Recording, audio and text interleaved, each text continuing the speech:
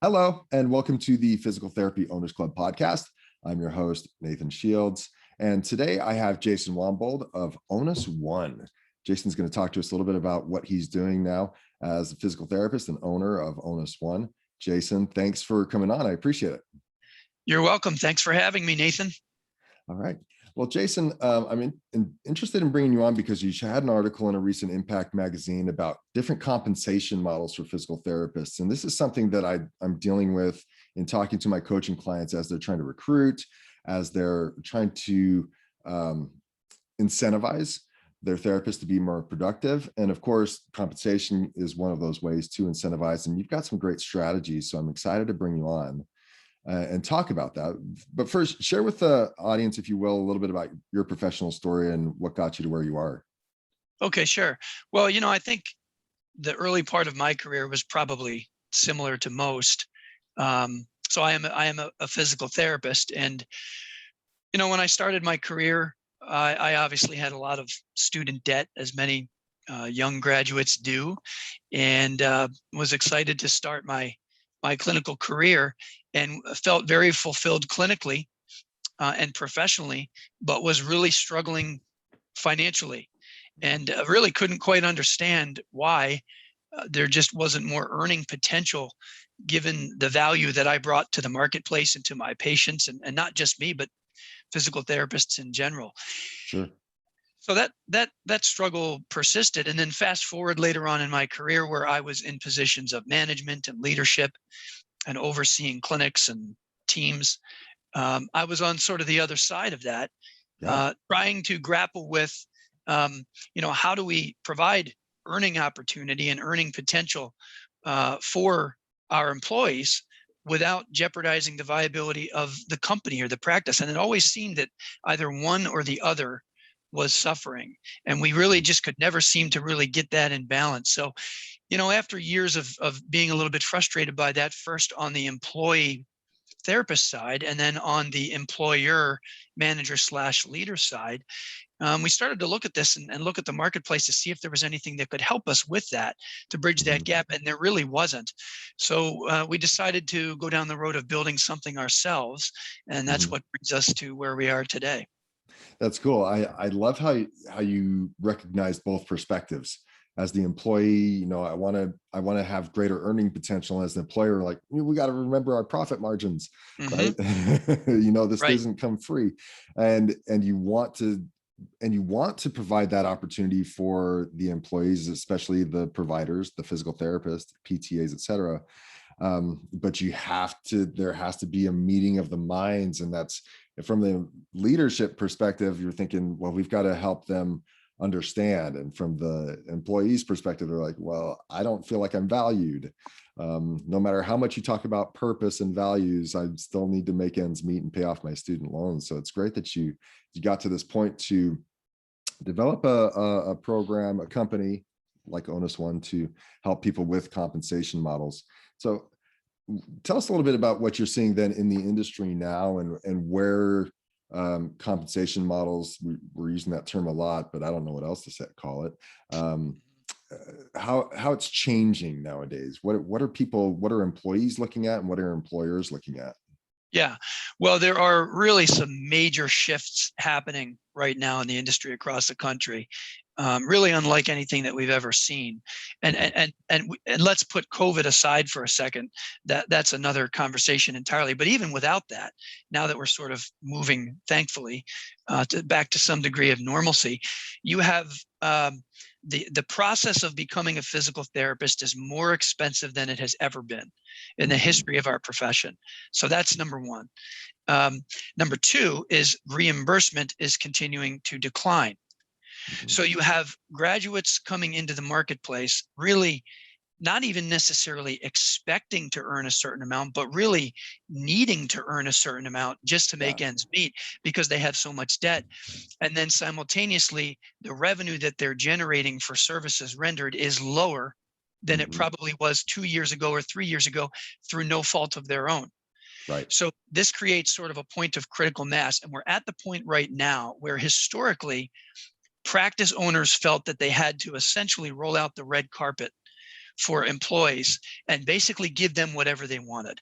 Right. In order to get a therapist in the door, if they tell me that they need to make X, I have to be able to pay them that, even if paying them results in me losing money as a Mhm. practice or as an owner, or jeopardizing the financial viability of the company. In order to Sure. get licenses in the door, that's what I have to do. What's changing now is that we're seeing practices essentially get to the point of critical mass where these owners are saying, I can't do this anymore. Yeah. uh, there's no room left for me to just keep giving more and more and more without tying it some way to production or relative value, revenue brought into the practice.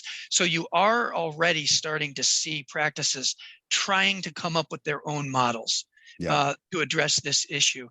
And Mhm. so for that reason, when we talk to practices who are interested in making a change, many of them have already been thinking about these concepts, but some of them are just not quite sure how to go about it. Right. But it would be very difficult to find a practice owner across the country today who would say changing and reforming compensation structures in the rehab industry is a bad idea. Just about everybody agrees we have to do it. We're 10 years behind every other healthcare profession who has already long since switched compensation structure. It's But typical. for whatever reason, we as the physical therapy industry are lagging behind. So we all realize that we're just not quite sure what to do about it. Yeah, exactly. So what are some of the issues that owners then are coming up against in switching over to a compensation model that's not strictly salary and with a few bonuses here and there? What are some of those pain points? Well, the main issue is if you've got people in your company who are already used to getting a full salary and maybe some Mhm. sort of a bonus model, converting those people over to other types of models where there's a risk share reward share Yeah. type situation, that's a challenge. And we always talk about the science and art of reforming compensation models. The Mhm. science is sort of the math party, kind of the fun part. Let's crunch the numbers, look at Yeah. spreadsheets, create the models. The art is the hard part. That's where you have to deliver the message effectively to the employees that are used to being guaranteed a full salary and may no longer have that opportunity. But on top of that, there are really three primary reasons. If we understand that practice owners and executives all agree that we need to do something, the question is, Mhm. well, why don't they do something? Mhm. And there are three reasons why. The first, and this would be in order of frequency. The first Okay. is fear. Yeah. Fear. I'm worried that if I make this change, I'm going to lose all my therapists and not be able to replace them. Sure. That's the first one. The second is lack of time. Time poverty is a real thing in the rehab industry. If you're just trying to keep your head above water, the last thing you're interested in doing is completely revamping your compensation structure for your entire team. Yeah. Even if you know how to do it and you're not afraid to do it, there's only so many hours in the day. And we struggle with that as an industry. The third is knowledge. There are a lot of practice owners, typically smaller practices out there, who agree that we need to do something, but they're just not even sure where to start. And Exactly. so, sort of paralysis by analysis. Where do I even Mhm. start? Mhm. Well, then I'm just not going to start at all. Yeah. Well, and I can totally see that from my perspective. Like I could crunch numbers and have a little bit of faith in what this new compensation model. Uh, and so I feel like some people might feel like, okay, I can do the numbers, um, and maybe I have the time to put it in, but it comes down to the fear, right? Yep. The how are my numbers actually going to do what they say they're going to do? Right. Am I making promises I can't fulfill? And is that going to in turn come across as that's going to come across poorly? Am I going to lose confidence? And am I ultimately going to lose that provider? Yeah, it does come down to that fear.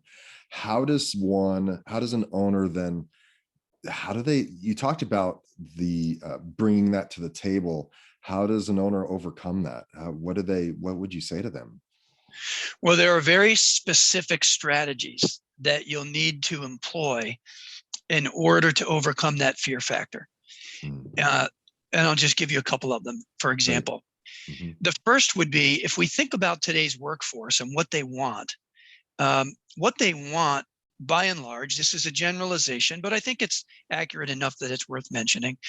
Today's workforce of rehab professionals really want freedom, flexibility, and choice.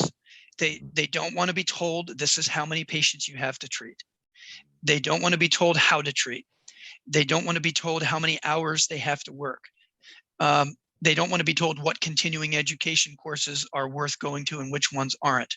They want a lot of that freedom and flexibility. So to the extent that you can give them flexibility, that will help to overcome any fear that your existing staff may have about moving to different types of models. Here's a concrete example. Rather than changing your entire compensation structure from one approach to another, why not change it from one approach to 3 different approaches? For Okay. example, letting your therapist choose from a menu of compensation models and pick the method that works best for them, that is most appropriate for them. Because a new grad may pick one type of model, but a 20-year veteran may pick another type of model. And if you take that one step further, what if you allowed them to change plans annually, almost like re-enrolling in a new healthcare plan? That way, your providers, your therapists are not feeling locked into this new model. They're actually getting the sense that, well, I actually have now more choice than I did before. And while it's true I don't anymore have a full guaranteed salary of X number of dollars just to show up, what I do have is all these different options now. And it's empowering to me as a therapist to choose the plan that is the best fit for me. So that's one approach that we recommend. And I You love also, it. go ahead. Sorry, but yeah, I love it because, as you said, a new grad who's concerned about, number one, their capability to treat, and Right. number two, the amount of student loans, might appreciate the security of a salary and say, That's right. okay, I will agree to meet your minimum standard of productivity and maybe push a little bit more. Just, I don't want to worry about that. I want to work on my skills and I want to improve. I want to gain confidence, you name it. Whereas someone who knows their job and has a full tool belt of skills and like, just lay off my back and I want to kill it for 4 days straight Yep. and then have a 3-day weekend every week, and I want to get paid well for it, can choose a different model and they're Right. not stuck to the salary. So giving them those options really represents your ability to work with those people in different scenarios.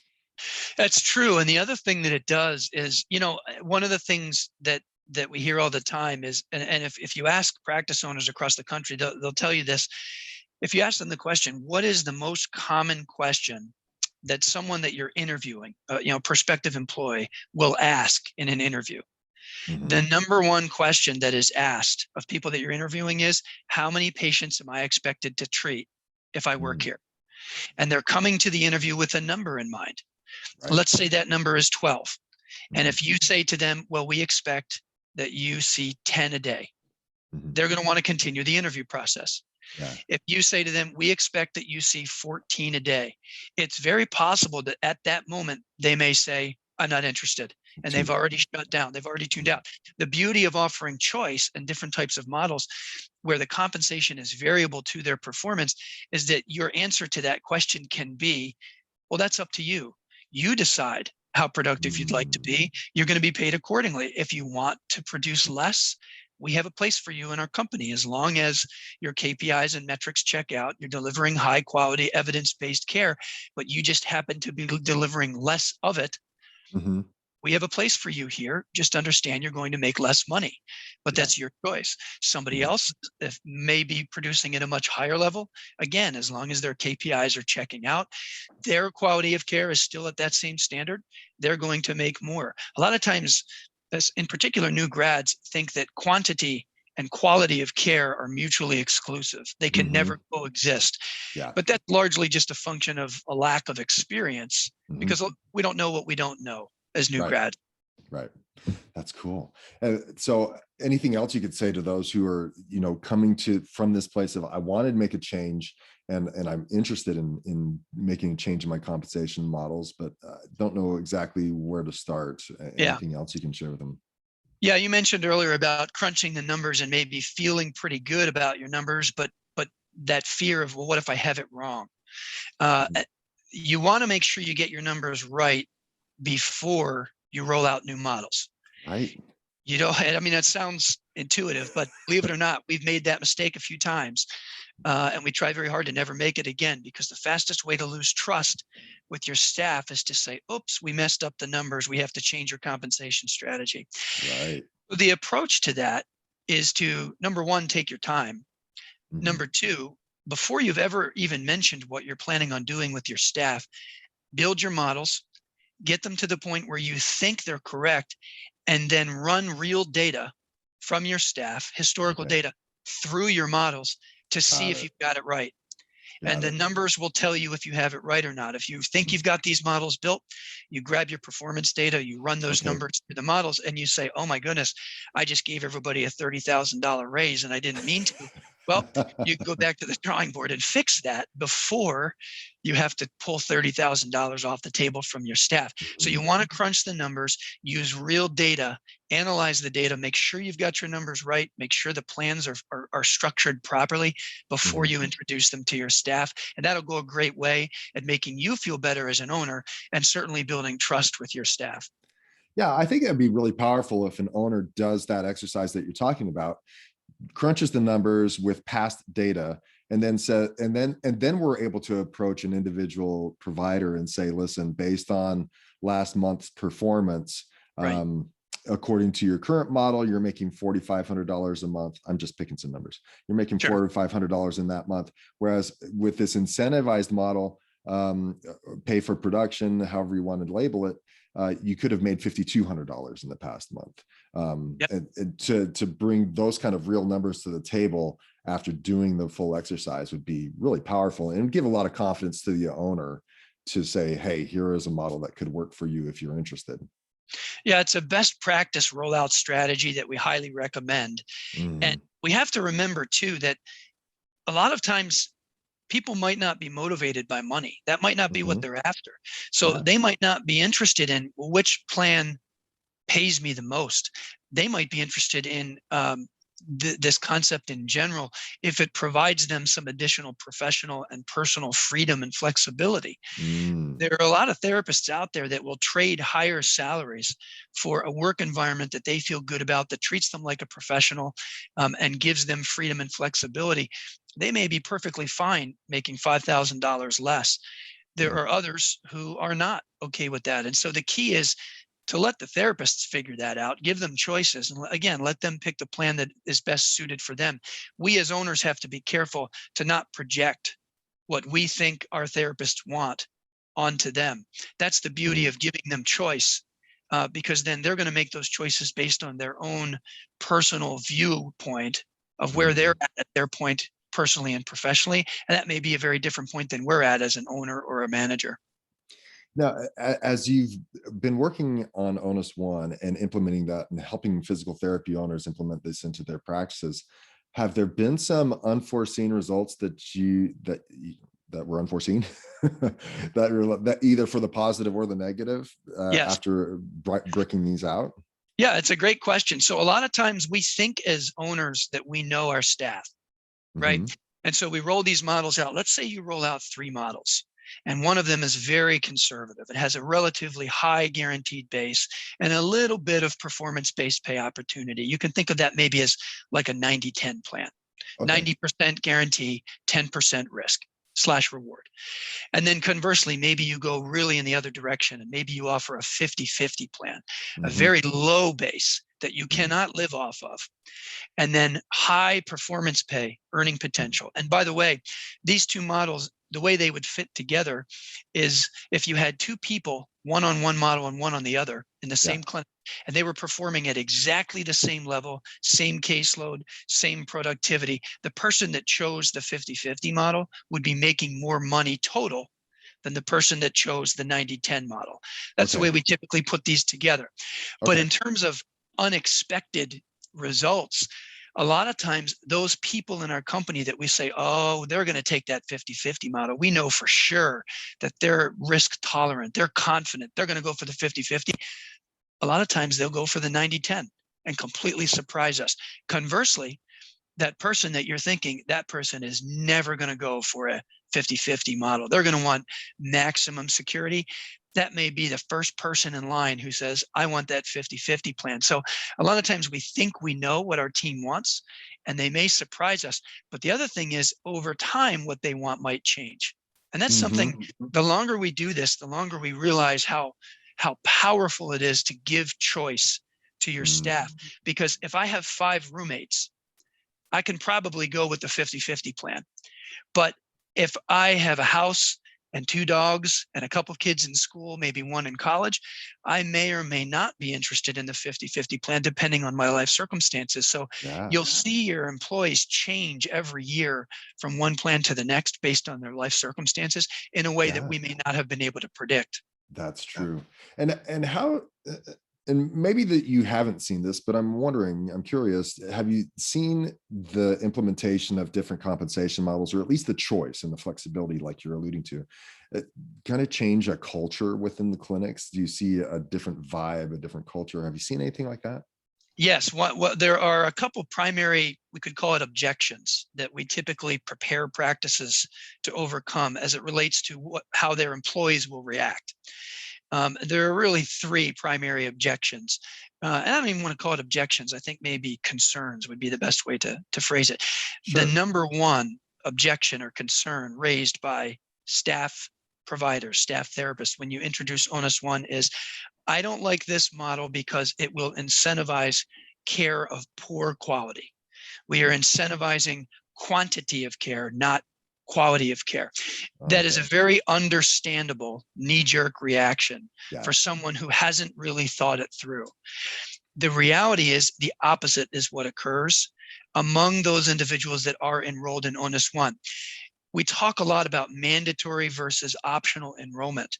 We always recommend mandatory enrollment because if you don't make it mandatory, Mhm. you may very well end up with 2 competing cultures in your practice. The Oh, people that are enrolled in Onus One actually care about cancellations. The people that are not enrolled in Onus One, well, they might not quite care as much. that's Um, true. if you have a snow day in your practice, the people not enrolled in Onus One are high-fiving each other going home early.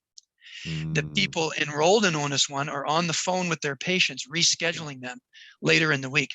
So that is really something that we've observed over time that is really very interesting. And it happens Gotcha. automatically when you roll this out. Yeah. So, and when you say onus one, you mean just at least picking one of the 3 compensation models, and not just taking straight salary. Is that what you mean by that? Yes, and it Yeah. again, it doesn't even need to be Onus One. It doesn't even need to be our company. Mhm. If you choose to put some sort of a model together yourself, and in the article that I just wrote recently in Impact, we're not talking about Onus One there. We're just talking about concepts.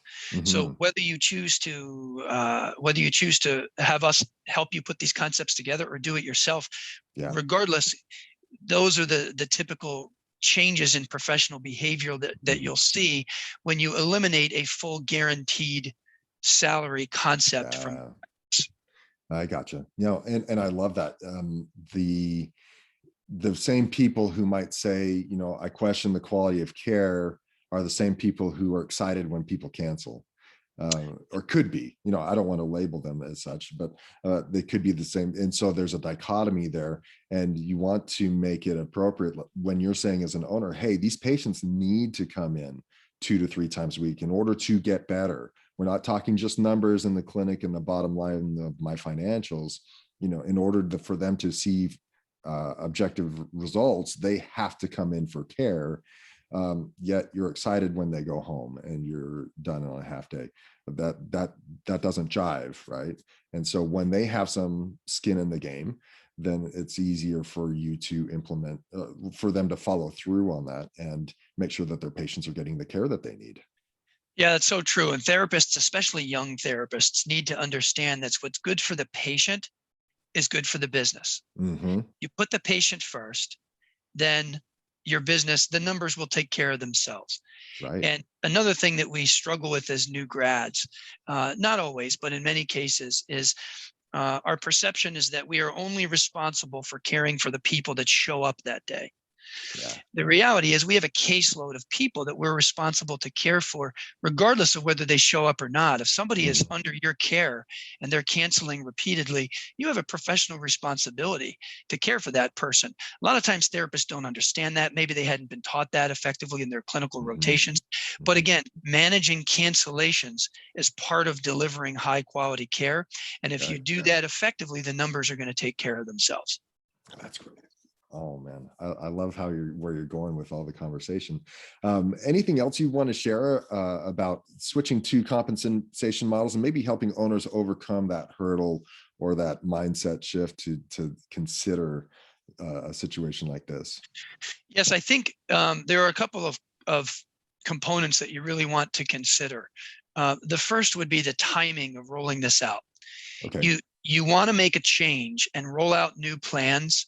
You want to hit the go button when you anticipate that your clinic is ramping up, when Oh, you're okay. getting busier. You don't want to hit the go button in your slowest time of the year because your therapist might panic, right? Right. Right. So what goes along with that is how long of a runway you provide for your staff, or what we call a grace period. The longer the grace period, the easier the transition will be for your staff. So for example, let's say your company tends to get busier April 1st. Hmm.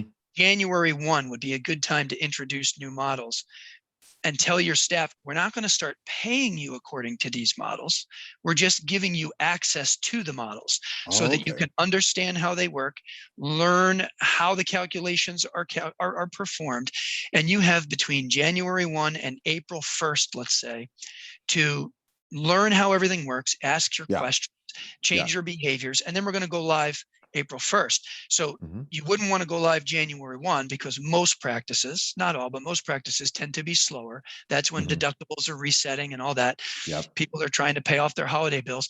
But For then sure. when you get to April, everybody's thinking about the summer. They want their knee replaced so they can enjoy the summer. So that's where volumes tend to tick up quickly. That's where Yeah. you want to hit the go button so that Okay. everybody fully sort of gives themselves a raise Hmm. right when they go live with the system. So timing is really important.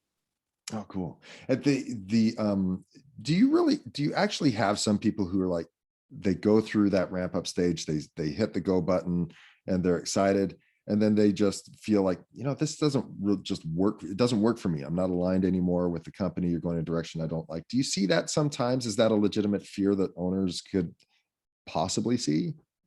Are you referring to employees or owners Yeah. feeling that way? Yeah, employees. Employees. Yes, Yeah. there are a lot of reasons why you might introduce these types of models, or use our system, or however you choose to do it. Sure. One of them could be to weed your employee garden, so to speak. Hmm. If you've Yeah. got people that they're not necessarily doing anything that is a terminable offense, but they're just not necessarily the type of person you want in your company Yeah. for whatever reason. One way to take care of that is to have them exit themselves from your Yeah. company after you introduce these models. So That's what I true. can tell you is, to give you some statistics, the attrition rate for practices that introduce these models, that where we have been involved, is under 5%. Oh, okay. So it's very, very unlikely Oh, that that's good. you're going to lose staff if you follow the best practice guidelines. However, Sure. 5% is not 0%. So it does mean you could lose a person or two, or if you're a larger company, it would be more than that. But almost invariably, those are the people that you've been trying to figure out how to get off your bus anyway. And they just did you a favor because That's it's a true. lot easier for them to exit themselves than you trying to figure out how to get them off your bus. Yeah, that's true. When you actually, it's interesting in a general sense that as you start introducing structure and some accountability, and this is a form of accountability because it definitely affects them financially. As you introduce that into your company, and not just financially, but also in terms of standardized policies and procedures, yeah, some people just tend to weed themselves out Yep. and tap out, if you will. Yep. That's very true. Yeah, Very true. cool. Well, Jason, thanks so much for sharing so much awesome information. Is there anything else you want to share before we wrap things up? I think the only other thing I would mention is that one thing you'll want to consider as a practice owner or executive is if you're considering going in this direction, what is your intent? Because it's not always to improve the bottom line. That could certainly be part of it. If you're a practice that is struggling with your profitability and you feel like your salary cost is out of control, this would Mhm. be a way to address that. But that's only one option. Another option would be maybe you're just kind of worn out as a practice owner and tired of the daily grind of managing people, and you want less leadership headaches, but you're happy with your profitability. You just want more freedom as an owner. That is an Mhm. absolutely appropriate reason to go Mhm. down this road. Even if you're Interesting. happy financially with where you're at, you feel good about where you're at financially at that point in your career, that might be a reason to do it. Another reason might be maybe you're considering selling. And you're Mhm. concerned that your EBITDA, for example, isn't strong enough. And maybe you don't think you're going to get the multiple that you're after. That's another reason to introduce these models, Mm. because it will strengthen your EBITDA, and then you'll look more attractive on paper if you're interested in selling. The difference there is you're selling on your terms, not Right. selling because you're backed into a corner. You've painted yourself into a corner and you don't Mhm. have any other option other than to sell. That's a Yeah. very different situation. So think about why you might be interested in going down this road, and then don't lose sight of that as you go through the process. Mhm. Great insight. Well, if people wanted to get in touch with you and learn more about Onus One and what you guys do, how would they do that? So the best way, if they're interested in just getting information in general, they could email us at info@onus-one.com. So Mhm. info at onus-one.com. If you've got a question for me directly, regardless of whether you're interested in Onus One or not, if you're working on doing this on your own and you just want to bounce some ideas, I'm happy to do that. We want to try to just get information out. What we're trying to do is change the landscape for the better for all, Mhm. all parties involved. That's really our goal as an organization. So if you'd like to contact me, you can email me directly at jwambold@onus-one.com. So it's JWAMBOLD at onus-one.com. And my apologies, Jason. Can you just share with the audience before we finish up, what does Onus One do in terms of helping owners with compensation models? Sure. So we have a software program that manages this entire process. Mhm. It gives your employees a portal where they can see their pay structures, the different plans that are available to them, how much they're earning, perhaps more importantly, how much they're not earning, maybe what Mhm. they're leaving on the table, and what Got they it. could achieve if they produce just a little bit more. We can customize models depending on what people are interested in, whether it's units or minutes or RVUs or visits, revenue share models, actual versus predicted. We have Mhm. a 6-step implementation process that we go through with every Cool. practice to build these models.